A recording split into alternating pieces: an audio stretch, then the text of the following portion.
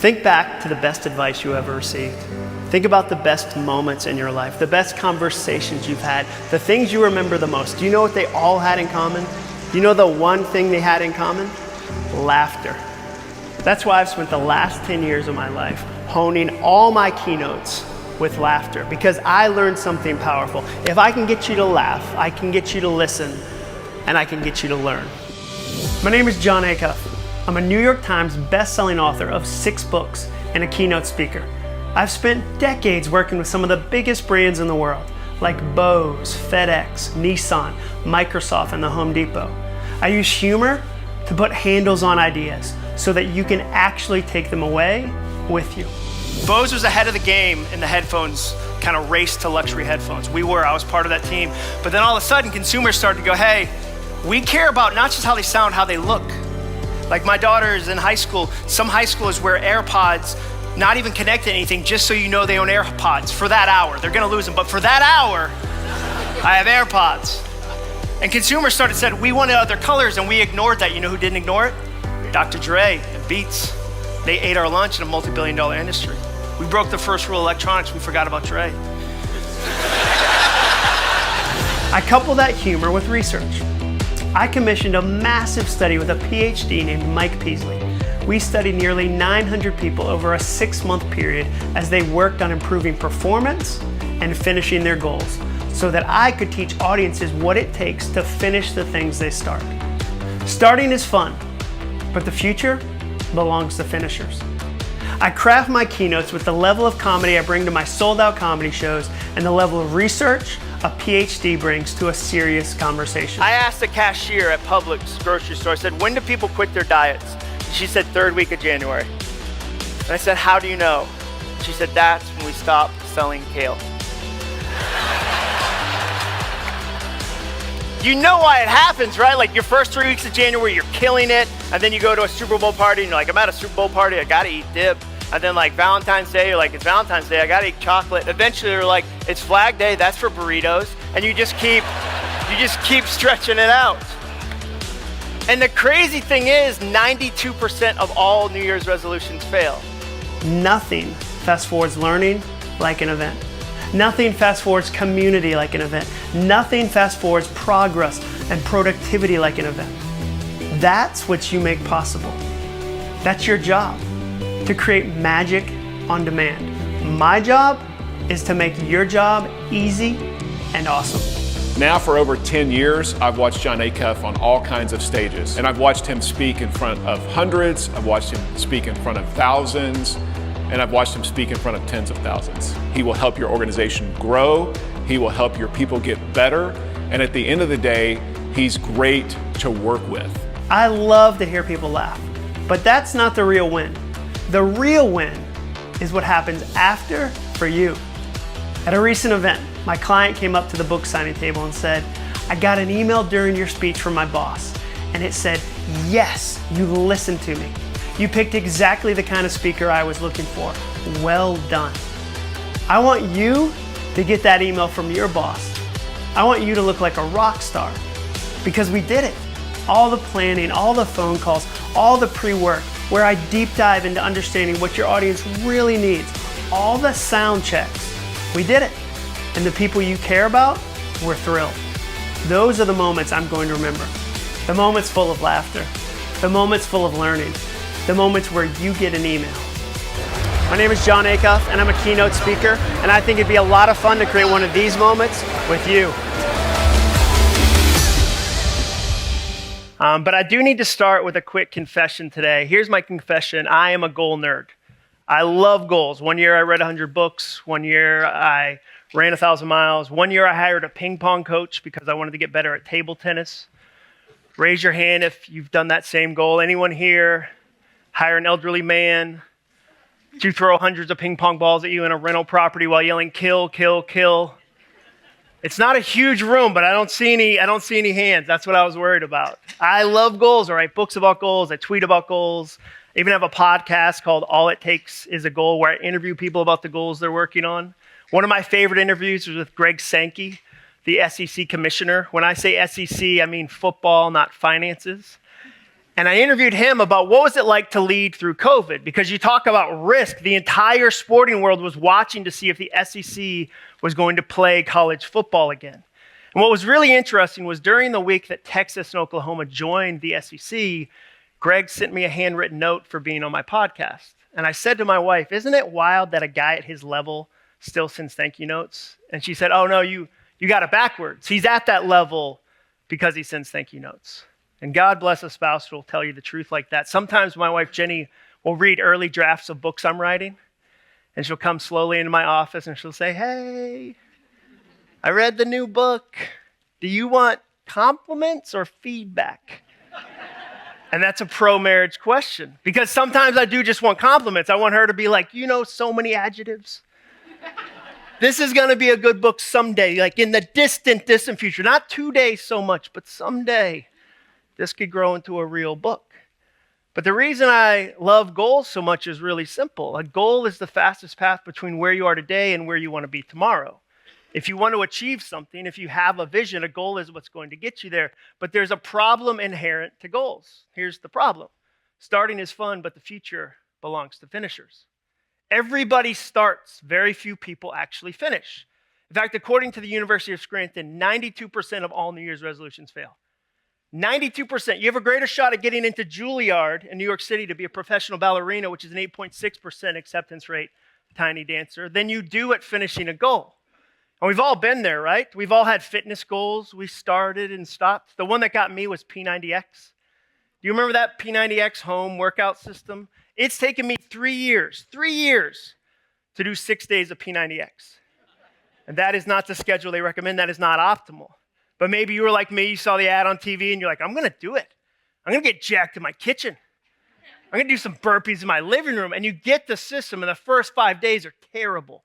But then you see day 6 is yoga on the schedule, and you think, I can do yoga. It's like 50% candles. How hard is yoga? And even the yoga day was torture. Some of y'all have a shame Peloton right now at home that you just use to dry laundry. And every time you pass it, you don't make eye contact. It's like, come on, you want to get yelled at by a stranger and not go anywhere? Come on. We've all started goals and stopped them. And I was curious, why do we do that? Is it because people think they're not capable? They don't think they have the potential? So I did what I always do when I get curious. I commissioned a research study with a PhD named Mike Peasley. He's a professor in Nashville, Tennessee, where I live. Nashville is an interesting city. It's going through a ton of growth right now. Our population is about 90% musicians and 10% bachelorette parties. That's our breakdown. I don't know where you came in from. If there's not bachelorettes there, don't worry. They're all in Nashville. They're all safe. They're all wearing the same uniform. Cowboy boots, jean shorts, cowboy hat, shirt that rhymes frisky with whiskey in some fashion. Pedal Tavern should just pick up directly at the Nashville airport so that people can start singing Red Solo Cup as soon as they land. But Mike Peasley's a professor there, so we did a study. We asked 3,000 people if they feel like they're living up to their potential, and here's what we found. 96% of them said no.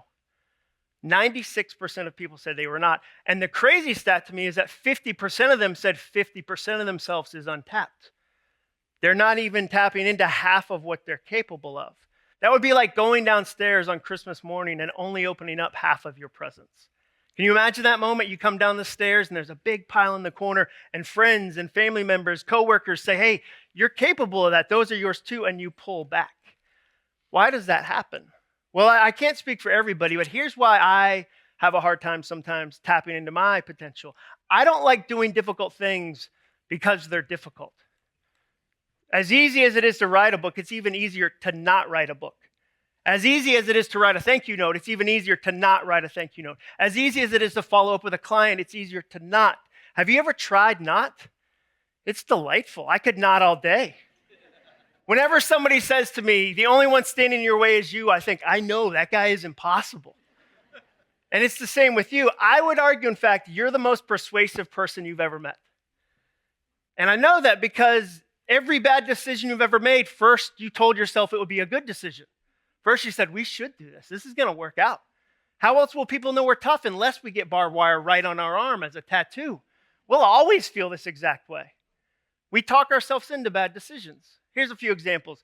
Have you ever eaten a whole bag of a snack, and then you look down at the outside of the bag and realize in horror it says, party size. And you think, party of one. Every Snickers at the airport is share size. What am I supposed to do with that as a business traveler? Just approach a stranger in the terminal and go, hey, got half a Snickers in my pocket. You want to get in on this? That's not creepy, right? You want to get in on this? It's a share size. How about this? Have you ever stayed up later than you wanted to because you told yourself, I'll only watch one clip on YouTube. I'll only scroll Instagram for 5 minutes. I stayed up till 1 a.m. one night watching YouTube videos about Singapore's #1 stingray breeder. And to be honest with you, I'm not even in the market for a manta ray. I didn't even know we could own those sea creatures, but I was like, I really need to deep dive into this guy's business model because he's doing something right. We talk ourselves into bad decisions, even though everyone in this room is a high performer. And I know that because low performers don't come to events like this. They don't even know events like this exist. But before we celebrate, we have to admit something. Being a high performer doesn't automatically make you a high achiever. We've all known plenty of people who are capable of sporadic bursts of performance, but they never turn it into long-term achievement, long-term sustainable careers. So why does this happen? It happens because high performers tend to bounce between 3 different performance zones. They bounce between the comfort zone, the potential zone, and the chaos zone. Now, we're very familiar with that first one, aren't we? The comfort zone, no goals, no actions, no progress. It's the pajama pants zone. We say things like, she got stuck in a funk. He was in a rut. It's when you feel like you're in quicksand. We talk about it a lot, especially online. Everybody's always saying, you've got to get out of your comfort zone. But it's not even the most dangerous one for high performers. The most dangerous one is the chaos zone. This is when you have too many goals, too many actions, no progress. This is when you get really excited in January and say, I'm going to do it. I'm going all in. I'm going to lose 10 pounds. I'm going to date my spouse. I'm going to grow my business. I'm going to talk to my kids more. I'm going to run a 5K. I meet people that'll come up to me and they go, John, I'm going to get into running. I'll go, that's great. And they go, yeah, I'm going to do a marathon. I'll say, have you ever done like a half marathon? Have you ever done a 10K or a 5K? Even just a K. Get a tiny little medal. They go, no, I heard an Eminem song, Mom Spaghetti. I'm going to lose myself. I'm going to do the Ironman this weekend in Kona. I'm getting a bike, carbon fiber, tight clothing, so much information. I'm doing it. And I know they won't sustain it because they've jumped into the chaos zone. That's why we have the phrase yo-yo diet in our country. Have you ever thought about that? Because we yo-yo back and forth between not doing anything to trying to do everything, back and forth, back and forth. And in the middle of those two extremes is a potential zone. Right goals, right actions, right progress. It's the Goldilocks zone where you're doing exactly what you're supposed to be doing, and we've all felt it. We've all experienced it at different times in our life, and we all ask the same question when we feel it. We say, how do I stay here? How do I stay in this moment? Can you change from being a tourist in the potential zone to a full-time resident? And so I've been studying that for the last few years. I got really obsessed with this idea of, can you go from being a chronic starter into a consistent finisher? What does that take? And there's really 2 things it takes. You have to deal with people, and you have to deal with your mindset. So let's start with the hardest one first. Let's start with people, because the only thing every goal has in common is people. You're going to always be surrounded by people. My poor kids, when they were in high school, my daughters would say, Dad, can't wait till I'm out of high school and I don't have to do group projects with lazy people. I'd say, I can't wait till I'm out of high school and I don't have to work with grumpy people. And I would say, oh, baby, I have some terrible news for you. Chad, the sophomore you don't like, who doesn't carry his weight on the group project, but he gets the same grade as everybody else who did work hard, in the future, he's your manager. He doesn't work hard. He's just really good at this thing called the game. I don't know how to explain it. You'll figure it out. You're always going to work with difficult people. So how do we be deliberate about the way we treat people, especially as we try to tap into our full potential, especially as we work on our goals? I think one of the best things you can focus on when you're in a goal mode is empathy. And empathy sounds like a soft word. It sounds like a Bed Bath & Beyond candle flavor. It does. But from a business perspective, here's how I define it. It's 2 things: understanding what someone needs and acting on it. 2 parts. You understand what they need, and then you do something about it. If you want to enrage everyone you serve, let them know you know what they need, and then don't do anything. Have you ever had that customer service experience where there's something that goes wrong and you explain it to the person? They go, we're so sorry for your inconvenience. We're so sorry. You go, well, will you fix it? And they go, we're just so sorry. Everybody here is very sad for you. We're not going to do anything, but we're sad. They did half of empathy, not both parts. So how do you and I have empathy when it comes to goals in a practical way? Well, one really easy way is care about what the people you care about care about. Care about what the people you care about care about. I learned that lesson from a chimney sweep. They have these massive events for chimney sweeps. And this one was in Branson, Missouri. And about a month before I got there, I talked to the client. And they said to me on the phone, whatever you do when you talk to the chimney sweeps, do not mention Mary Poppins. Which was good feedback for me to have because I thought she was their GOAT. I really did. I thought Mary Poppins was their Michael Jordan, but it turns out chimney sweeps are chimneyed out of that woman. They want no part of what she's done to that industry. But I go to the event, and I speak to the chimney sweeps, and after, a chimney sweep comes up to me, a guy named Joe, and he said, John, I was having trouble with my business. He said, a big part of being a chimney sweep is you do an annual cleaning of somebody's chimney. I grew up in Massachusetts. You had to get the creosote cleaned out of your chimney if you had a wood-burning fireplace. And he said, I would send them direct mail, I'd send them emails and text messages and phone calls, and no one would schedule their annual cleaning. And then the first cold weekend of the year, everyone would call, and I couldn't service them all. He said, because nobody thinks about getting their chimney cleaned. And by the way, that's true of every business on the planet. None of the people you serve right now are thinking about you. None of them are going, oh, I can't wait to see what they learn in St. Louis.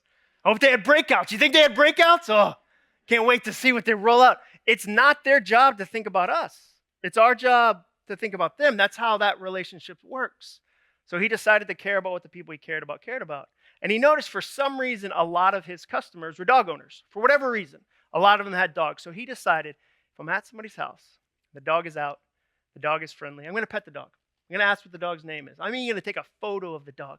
And he did that. And the day after their appointment, he had an app on his phone that would turn pictures into postcards, and he'd send that customer a picture of their dog, and in the corner be the dog's name, the chimney sweep's name, the date of their next appointment, and his cell phone number. And he said, John, do you know where people put their photos of dogs when you send them one? Do you know where they put them?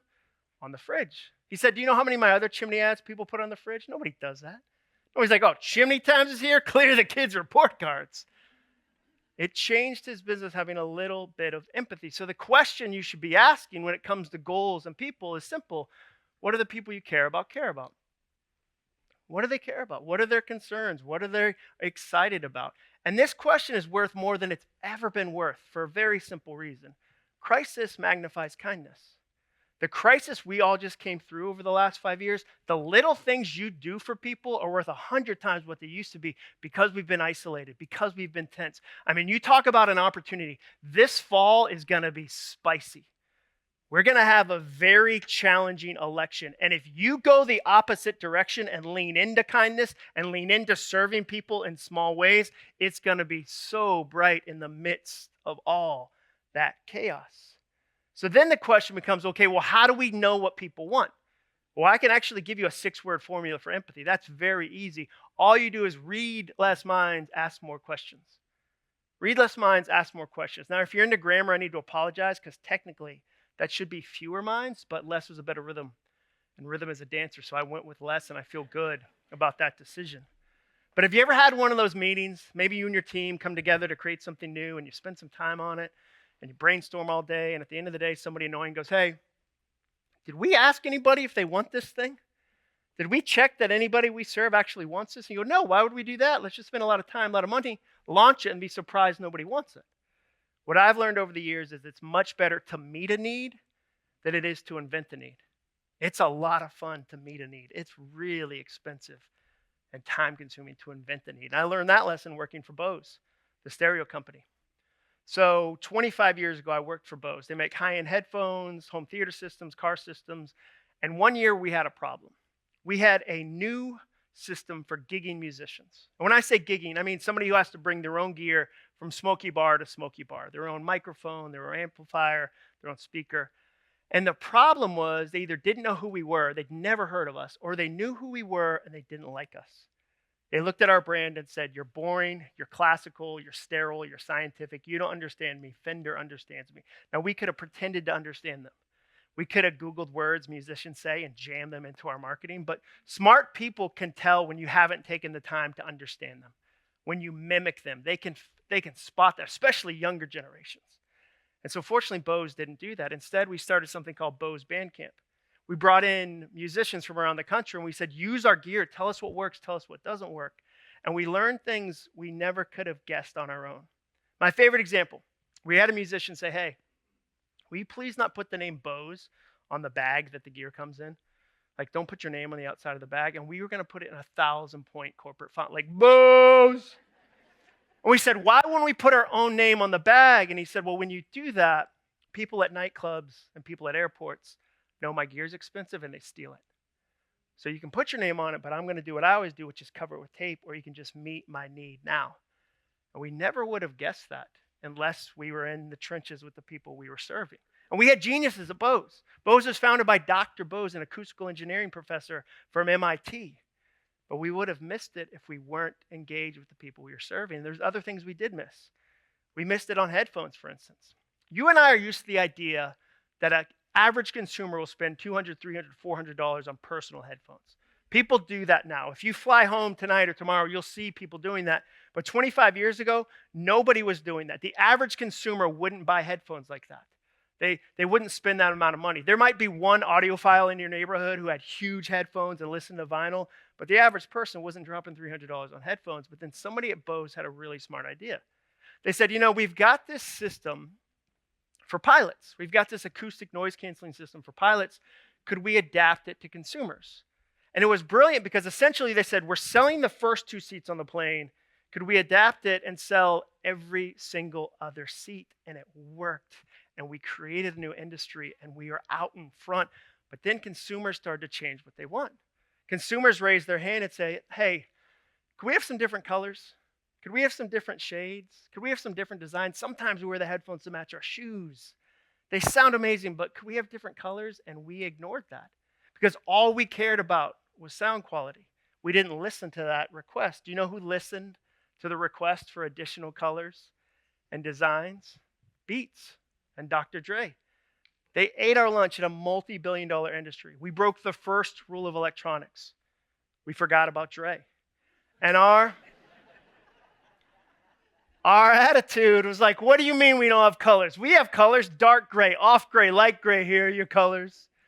I love Bose headphones. I wear them when I fly. When I went to buy them, I had 2 color options, silver or black. That's a very depressing, skinny rainbow, isn't it?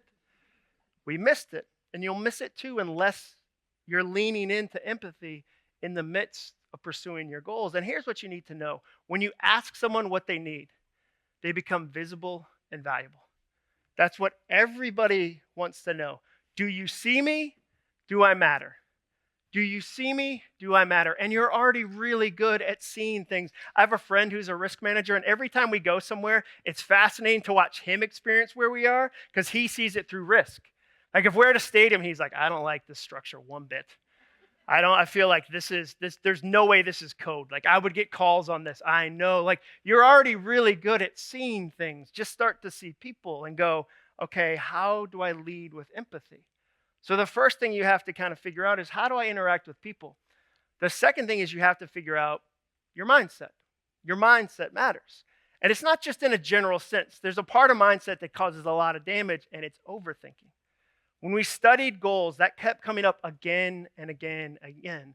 I'll give you a few examples of overthinking. Have you ever told yourself an elaborate story about why somebody didn't text you back? So you sent somebody a text, and then you waited an hour, 2 hours, 3 hours, and they didn't respond. Or worse, they sent the bubbles, but then they pulled it back. And you know nobody pulls back a compliment, right? They weren't about to say, you're such an amazing leader, never mind. And you start to tell yourself a story. Are they mad? Should I have done something different? Could I have handled that in a different way? That's overthinking. How about this? Have you ever edited an idea before you even wrote it down? So before you've even committed it to a phone or a piece of paper or an email, you go, no, that would never work for us. We'd never be able to do that. That's overthinking. And it's not just something that individuals do. I would argue that it's the most expensive thing companies invest in every year without even knowing, because it slows decisions, it complicates systems, it makes you miss opportunities. You talk about something that gets in the way of goals, and it's not a personality trait, as in some people overthink and other people don't. It's actually the sneakiest, greediest form of fear because it steals from us. It steals our time, our creativity, and our productivity.